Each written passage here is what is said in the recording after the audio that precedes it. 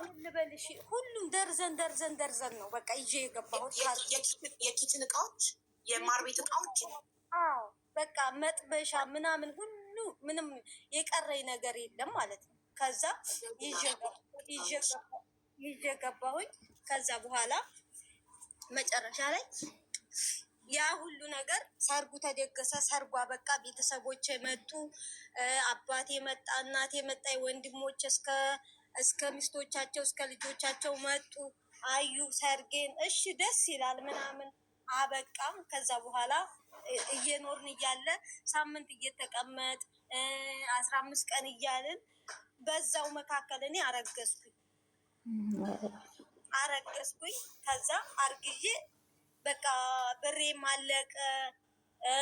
በቃ እቃ ብቻ ይዤ ቀረሁኝ። ከዛ ምን አማራጭ አለኝ? አንድ እያልኩኝ ወርቄን መሸጥ ጀመርኩ። ኑሮ ተጀመረ። ኑሮ ሀ ተባለ። ከዛ ወርቄን መሸጥ ጀመርኩኝ እየሸጥኩ። ከዛ ያች ብሬ እስከምታልቅ እሱ ስራ የለውም ቁጭ ብሏል።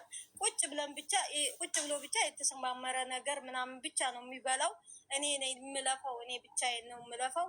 ከዛ መጨረሻ ላይ ልጅም እየገፋች መጣች፣ እየገፋች መጣች። 9 ወር ሞላ፣ ተወለደች። አንድ ያለ ችግር። ከዛ ምን ብዬ ልንገርሽ አቡዬ፣ ቤተሰቦች ያሉት ያው ትንሽ ወጣ ያለ ገጠር ነው። እናቴ ነይ ቶሎ፣ ምክንያቱም እዛኔ እኔም ከምመጣ ነይ ቶሎ አንቺና እዚህ አነሰም አደገም እኔ እናትሽ እሻልሻለሁ፣ ብበይም ባበይም ታርፊያለሽ እና ነይ ቶሎ እኔ ጋር ንዝው ውለጅ ምናምን ስትለኝ እነሱ አይሆንም አሉ። አይሆንም ገጠር ሂዳ አትወልድም በቃ ምክንያቱም ህመምም እነሱ ማለት የእሱ ቤተሰቦች ማለት የእሱ ቤተሰቦች እና አንቺና ባልሽ የምትኖሩበት ቤት ቅርብ ለቅርብ ነው። እኔ አንድ ግቢ ነው። ያማ አንድ ነው ግቢያችን አንድ ነው። እንዴት ነው የሰራው? እሱም ቤት አንቺ ነሽ የሰራሽው? አረባ ሳውዲ ነኝ የሰራሁት እኔ ነኝ። ሳውዲ በእነሱ መሬት፣ በባልሽ ቤተሰቦች ቤት መሬት አንቺ ቤት ሰራሽ። ሳውዲ በሰራሽበት 3 ዓመት የእሱ ነው መሬቱ የእሱ።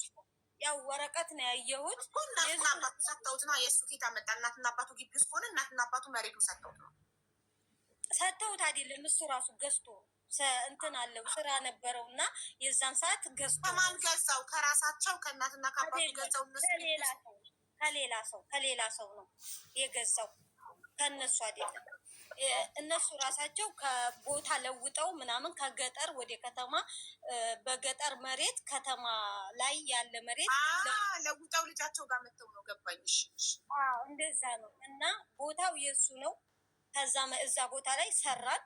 ከዛ መጨረሻ ላይ እየኖር ምን ላይ ነበር ያቆምኩልሽ? መጀመሪያ ጠፋብኝ። ያቆምሽው እናትሽ ልትወልጂ ነይ ላረስሽ ልጄ እኔ ይሻልሻለሁ ከፋም ለማን ብላሽ ላይ ስትለኝ እነሱ አይሆንም፣ እዛ ብትታመም ህፃኒቱስ ብትታመም ሐኪም ቤት ትንሽ ራቅ ያለ ነው። ስለዚህ ለሁሉም ነገር እዚሁ ትወልጃለሽ፣ አይሆንም፣ አትሄጂም፣ ማዘር ይንጡ ምናምን አለኝ እሱ። ከዛ እሺ በቃ ካልክ እሺ ምናምን።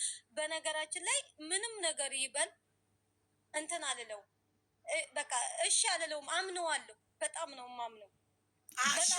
እሽለዋለሁ ነው እንጂ አልከራከረውም። አምነዋለሁ፣ አልከራከረውም። በቃ ያለው ሁላ እሺ ነው የምለው። ገባሽ? እሺ ቆይ ግን ለአጃቢ የሰጠሽውን 4,000 ብር መለሱልሽ? አልተመለሰም። እሺ ከዛ አይሆንም እዚህ ውለጅ ተባልሽ። አይሆንም እዚህ ውለጅ ተባልኩ። ወለድኩኝ። 2 ቀን ነው የተኛሁት። 2 ቀን ነው የተኛሁት። መኝታ አልወድም፣ የቀን መኝታ አልወድም። እኔ 2 ቀን ብቻ ነው የተኛሁት። ከዛ ዝም ብዬ በቃ እየወረድኩ ምን እያልኩ ያው ምናምን እንደዚህ እያልኩኝ ብቻ ተነሳሁኝ። ብዙ ወር እንኳን 30 ቀን አልተኛውም። ብቻ ጎኔ ወልጄ የተኛው 2 ቀን ብቻ ነው የተኛሁት። በቃ ከዛ ውጭ አልተኛውም። ከዛ በምጥ ነው የወለድሽው? አዎ በምጥ ነው የወለድኩት። እኔ አልተኛም፣ መኝታ ስለማልወድ፣ እኔ ቀመተኛ ስለማልወድ። እኔ ተነስተሽ ምን ታደርጊያለሽ? ስራ ትሰሪያለሽ ለባልሽ እናት? ኧረ በጭራሽ አልሰራም። የልጄን ሽንት ጨርቅ ምናምን አጥባለሁ። በቃ ካለ አጣጥባለሁ ምናምን። አስጡልኝ እላለሁ፣ ያስጡልኛል። ከዛ እናቴ መጣች። 10 ቀን ተቀመጠ እናቴ። ከዛ ሄደች፣ እሷ በቃ ሄደች። ወልጄ ጨረስኩኝ። ጨርሼ እየኖርን እያለ ወርቁም አለቀ ተሽጦ እየተመዘዘ ከዛ ሲቀጥል ደግሞ እያለ ደግሞ ብርድ ልብሱም እያለ ደግሞ እቃውም ምናምኑም ያ ሁሉ በቃ ሙጥጥ አድርጌ ምናምን ሸጥኩኝ። ብርድ ልብስም ሸጣችሁ የቤት ዕቃም ሸጣችሁ ተቸግራችሁ? አዎ የምር እዚህ ጋር ውሸት አይሰራም። እሱ ስራ የለውም። እሱ ስራ የለውም፣ አይሰራም። ብርድ ልብስ ከሳውዲ የመጣ ብርድ ልብስ እስከ መሸጥ ድረስ እሱ ወጥቶ አይሰራም። ሙሉ አካል ይዞ አይሰራም። ሙሉ አካል ይዞ የሚያምር ጎበዝ ነው። ሙሉ አካል አለው። ቁጭ ብሎ አይሰራም ስራ አሁንም ድረስ። እንደውም አንቺ ሰበቡ ነሽ። እኔ ህይወቴ ማለት በቃ እኔ ወደፊት እጣ ፈንታዬ ማለት ሞት ብቻ ነው። ቀናትሽ ሙት ማለት እሱማ ሁላችንም እንሞታለን ቀናችን ሲደርስ። እሺ ከዛ በኋላ የቤት ዕቃ ሽጠሽ ስጨርሽ ምን አረግሽ? የቤት ዕቃ ሽጬ ጨረስኩ። ልክ ልጄ 12 ወር ምናምን ሲሆናት ትቻት ሄድኩኝ። ማን ጋር ተውሻት? እዛው እናቱ ጋር ትቻት እኔ ኩዌት ሄድኩኝ። ኩዌት 4 አመት ከ4 ወር ሰርቼ በቃ ሂጄ አሁንም በቃ ልሂድና ልውለድ። ምክንያቱም አንድ ልጅ ብቻ አድርጌ ልጅን አንዲት ብቻ አድርጌ ከምቀመጥ አልኩኝና፣ ግን ኩዌት ስንኖር በጣም ብዙ ታሪክ አልፏል። ልንገርሽ፣ ኩዌት ጠፍቼ ነበር የምሰራው። ለምን ጠፋሽ? መጀመሪያ የጠፋሁበት ምክንያት አለኝ። ሴትዮዋ ባል የላትም። 3 ሴት 1 ወንድ ልጅ አላት። ሁላቸውም የቤቱ ሰው። እናቲቱ ሽሻ ታጨሳለች። ልጆቹ አንደኛይቱ 18 አመቷ ነው፣ አንደኛይቱ 20 አመቷ ነው፣ አንደኛይቱ 23 አመቷ ነው። ሲጋራ በጣም ያጨሳሉ። በጣም ነው የሚያጨሱት። ፈራሁኝ እኔ ገባሽ። ከዛ ሴትዮቱ ደግሞ ምን አገባሽ? ቢያጨሱ ሲጋራ ቢያጨሱ የሚቃጠለው እነሱ ሳምባ ሲጋራ ሽሻ የሚቃጠለው እሷ ሳምባ። አንቺ ምን አስፈራሽ?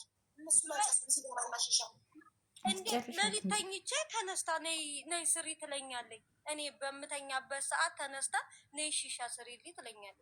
በየሰከንዱ ማለት ነው። በየሰከንዱ ነው ነይ ስሪ የምትለኝ። ከዛ ሲቀጥል የሆነ ነገር ምናምን ሲሆን ቤቴን እንደዚህ አረግሽው፣ ቤቴን አፈስቲ፣ ቤቴን እንደዚህ ሰራሽው፣ ቤቴን እንዳረግሽው ምናምን አጠፋሽው፣ አንቺ ከመጣሽ እንደዚህ እኮ ነው ቤቴ። ዝም ብላ በቃ ከመሬት ተነስታ ማለት ነው። ታውቂያለሽ አረቦች ያው ባል ከሌላቸው ከባድ ናቸው። በጣም ባል ከሌላቸው ያነጫነጫቸዋል። አዎ በጣም ከባድ ናቸው። በቃ ምን እንደሚሰራቸው እራሱ አታውቂውም። የዚህ ሰዓት አርድሻለሁኝ እንደዚህ ሰቅልሻለሁ ምናምን ስትለኝ፣ ከዛ የሆነች ልጅ ነበረኝ፣ የራሴ የሀገሬ ልጅ ነበረኝ። ስልክ ተነጋገርኩኝ። ከዛ እሷ አስጠፋችኝ። ጠፋሁኝ፣ እሷ አስጠፋኝ። ከዛ ጠፍቼ እኔ ጅሊት የባሌን ቁጥር መስጠት ለእሷ ላስጠፋች ልጅ ለምን ልትሆን ሰጠሻት? አዳምጪ። ያስጠፋሁት የሰጠችኝ የሰጠኋት ሴትዮ የደወለች እመጣለሁ ተመልሼ ይጠብቅሻል።